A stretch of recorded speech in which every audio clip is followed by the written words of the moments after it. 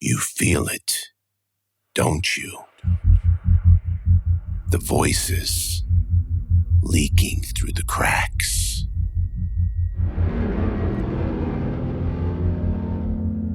That pressure against the inside of your skull. You didn't find Mad Tales. Mad Tales found you.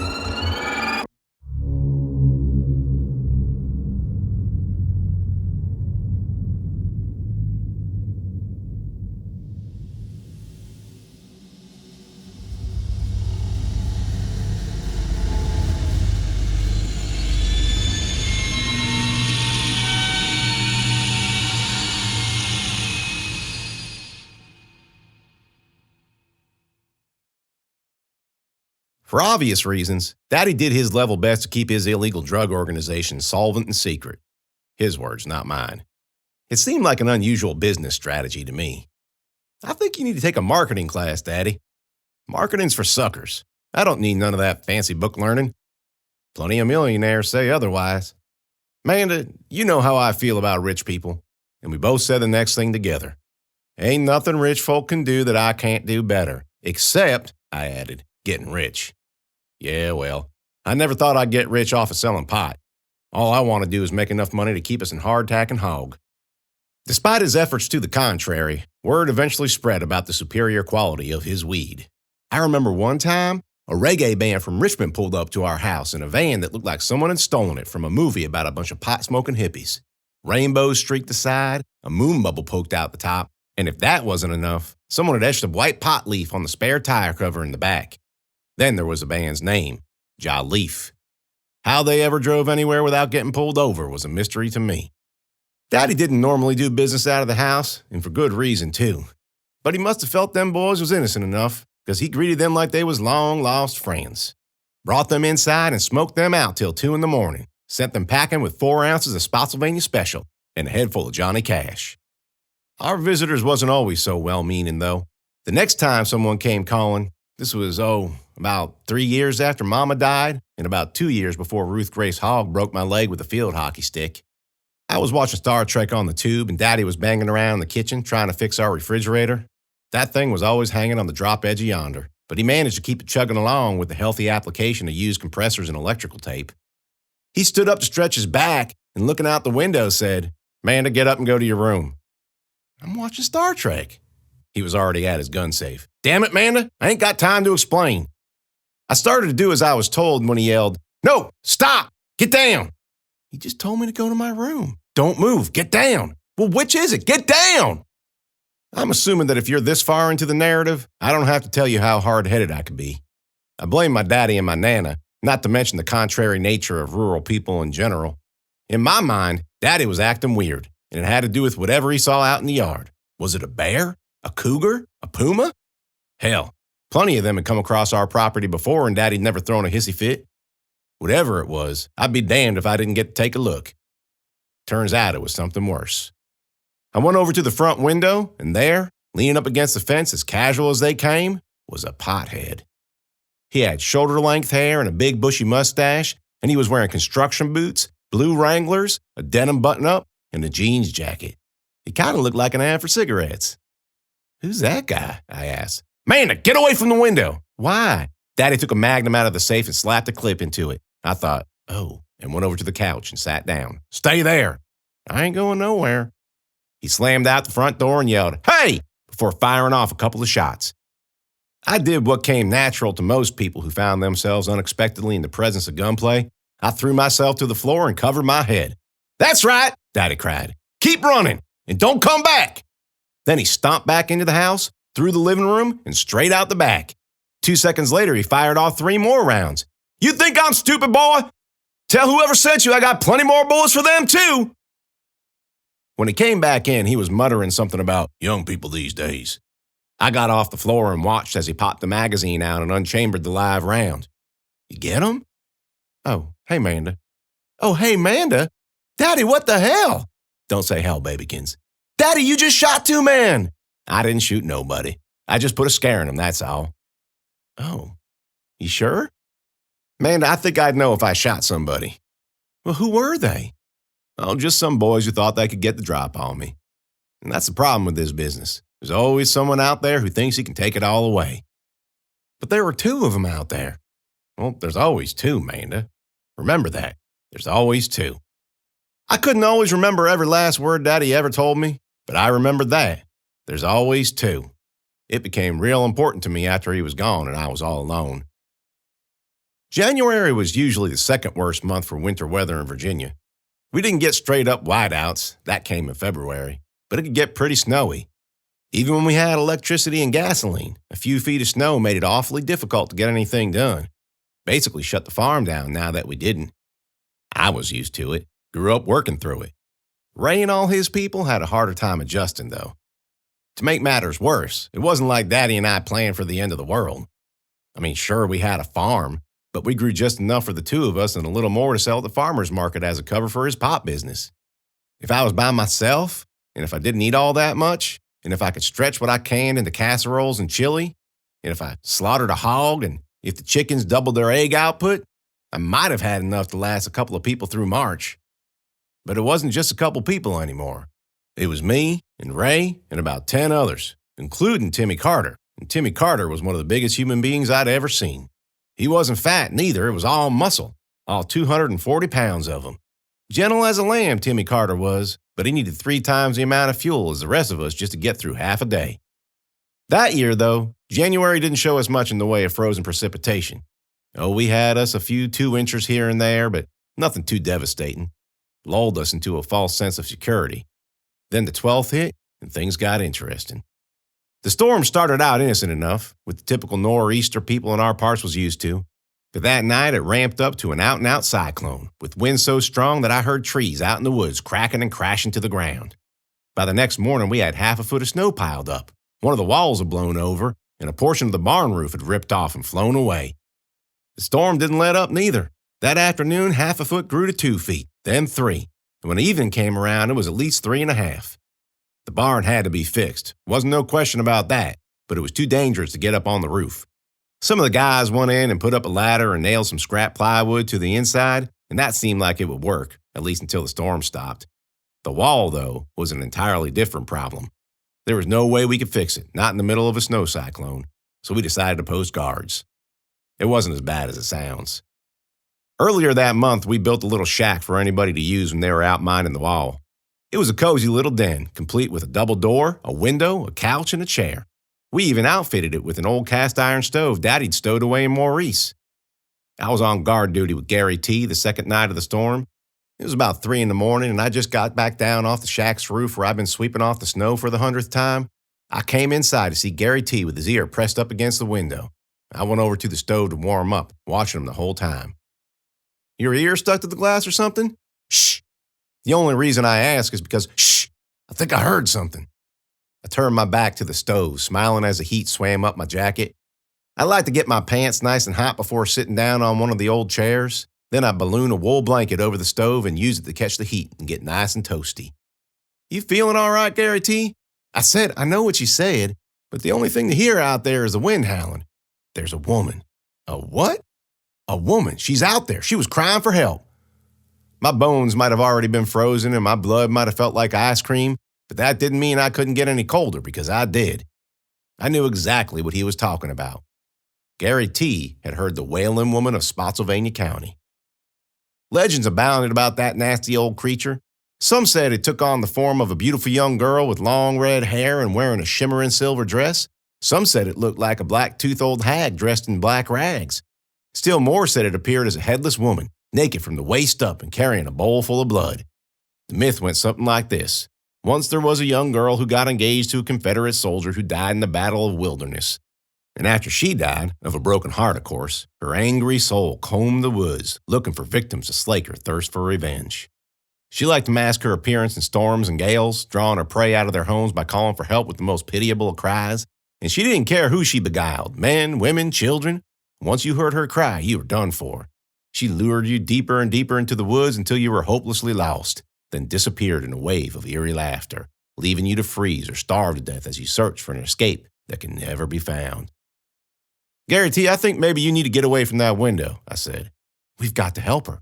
"Gary T., I was just out on the roof, and all I heard was the wind. There it is again. Didn't you hear it? No.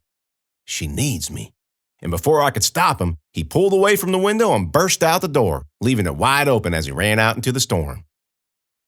You all know I wasn't very old when this happened. Hadn't even graduated high school yet. So I didn't have the experience I might have needed to judge my reaction properly. Science tells us that a teenager's brain is akin to a toddler's.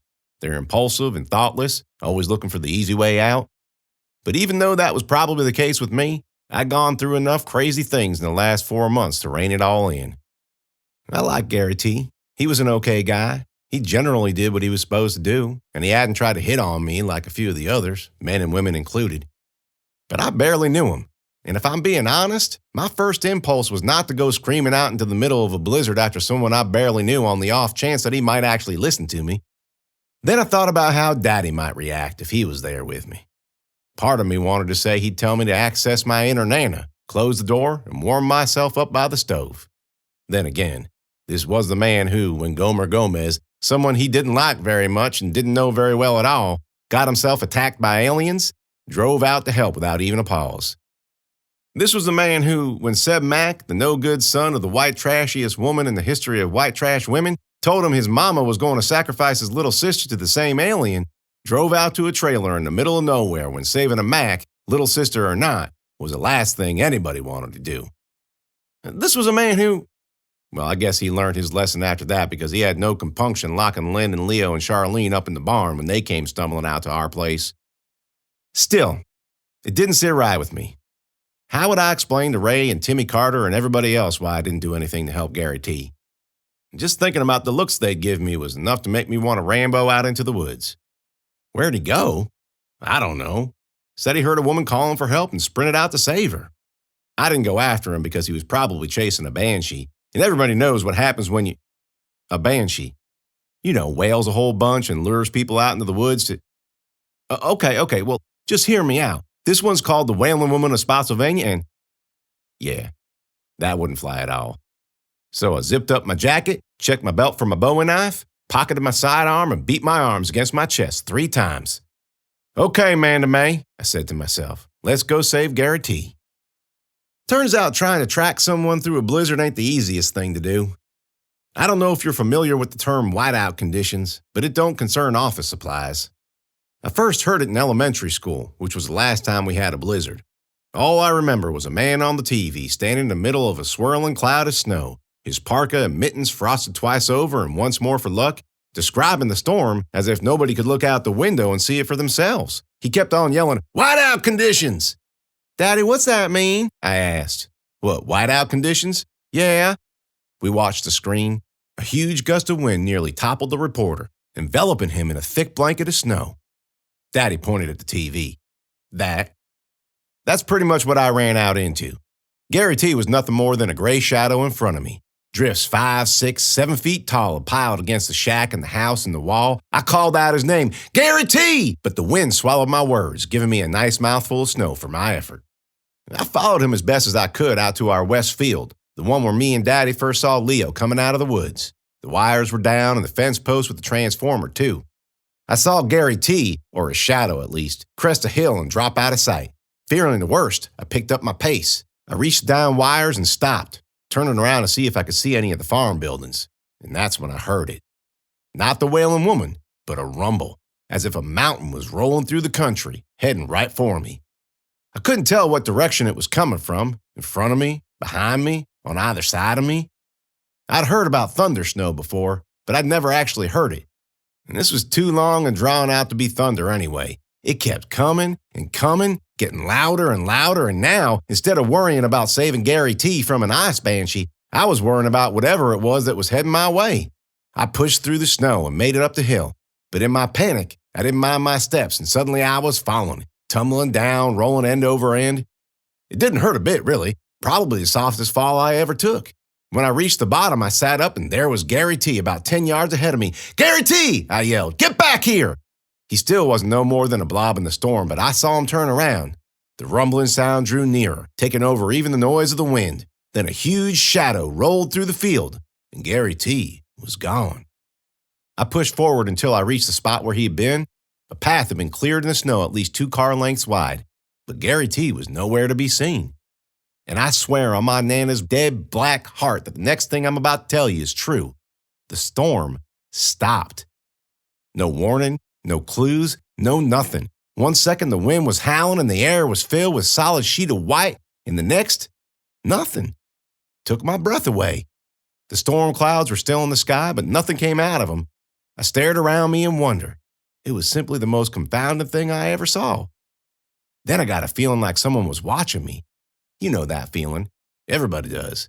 A cold iciness that started in your belly and spread into your chest, and then the creepy crawlies started creeping and crawling. If I'd been in a movie, the soundtrack would have been a full chorus of strings winding higher and higher as I turned around to see what was behind me.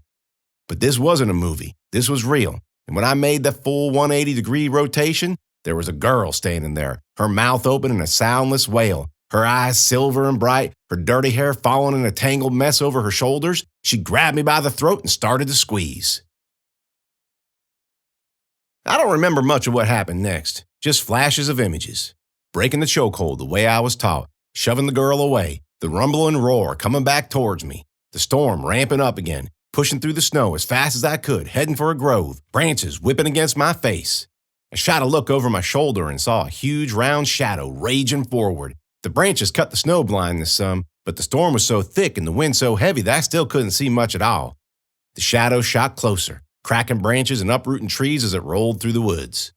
I dodged it as best as I could, left and right, but the snow cut my speed and the shadow gained on me.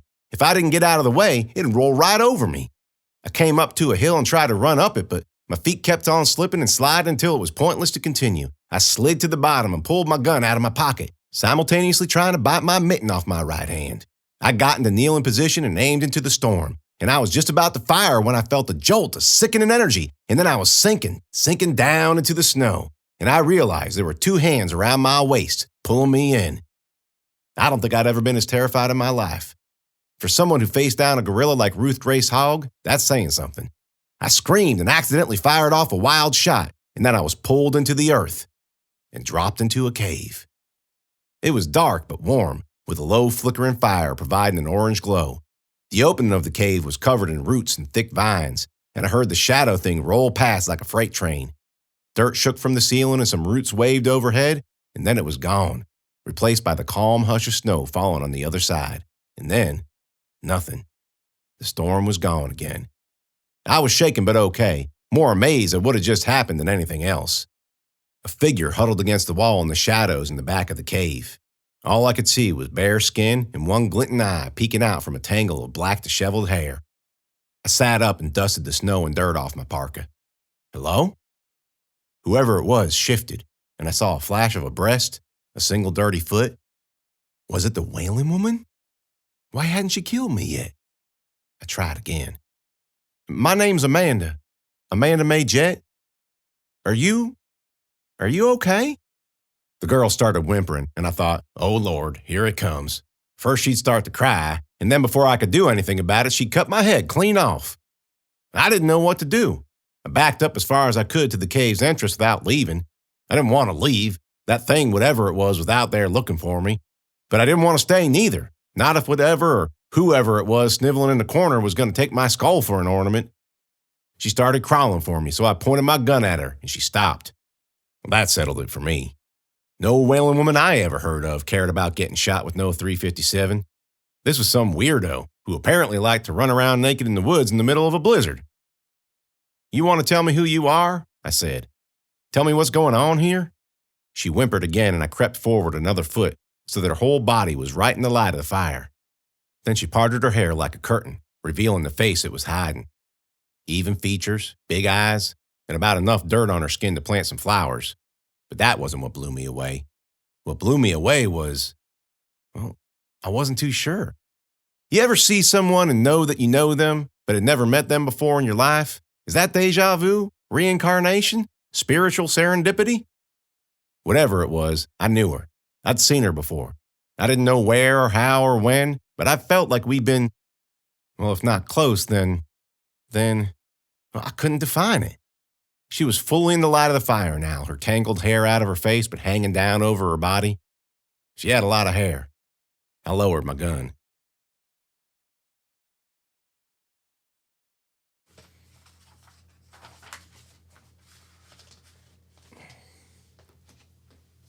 Do I know you? The girl tried to speak, but it was like she didn't have a tongue. She made strange noises from her throat, and her mouth worked, but no actual words came out.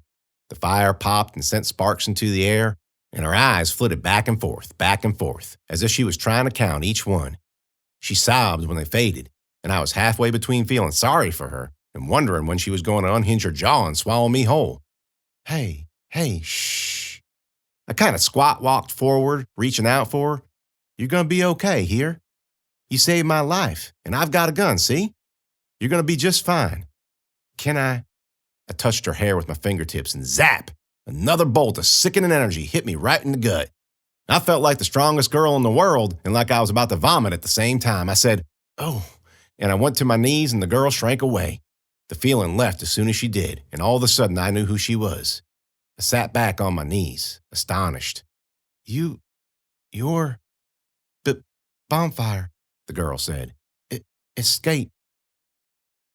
I woke up curled up next to the smoking fire, shivering on the ground. Tell you the truth, I barely slept all night. It was too cold. And the knowledge of what was out there and who the girl in the cave was weighed heavy on my mind. I'd given her my parka to cover herself, and she wrapped herself up in it and went to sleep on the other side of the fire. She was still there in the morning, a mass of knotty hair and 2 pale feet sticking out of either end of my parka. Looked like a human burrito. I pushed my way out of the vines and roots and into the daylight. The world was cold and clear, as if nothing from the night before, the blizzard, the monster, Gary T, had ever happened. I investigated the groove the shadow had made in the snow, but it wasn't nothing more than a curvy indent. I thought I saw something sticking up out of it, something black and hard.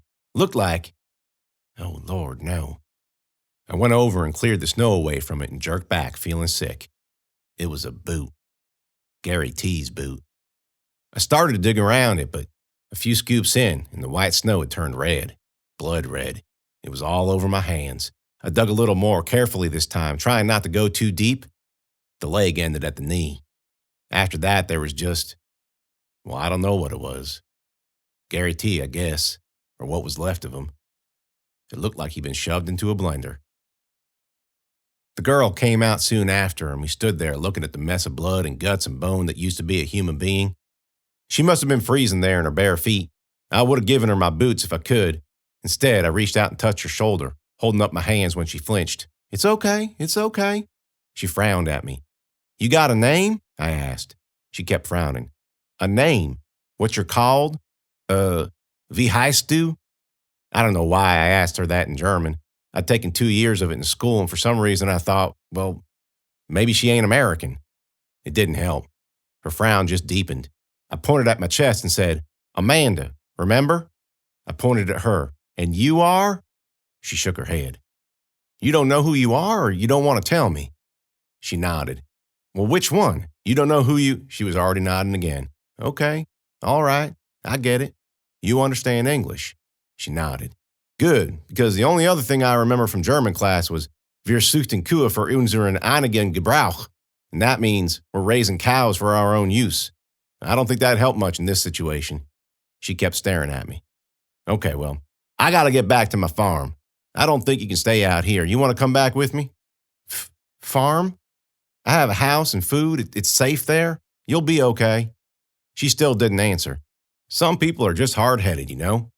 Daddy used to accuse me of being that way, but I'll tell you something. If I found myself naked in the middle of the woods in the middle of a blizzard and somebody gave me a parka and was nice to me and didn't shoot me when she could have and then invited me back to her house, I'd accept that invitation. But you could lead a horse to water and all that. Sometimes people don't know what's best for them. I shrugged and rolled my eyes. All right, then. I was about 10 steps away when I heard her come up behind me, but I waited until we were out of the woods to speak again. You're going to like my farm. It's got a wood stove and you can have your own room. And we got a dog. You like dogs? Maggie May? I shot her a sharp look. How'd you know that? They're coming for you.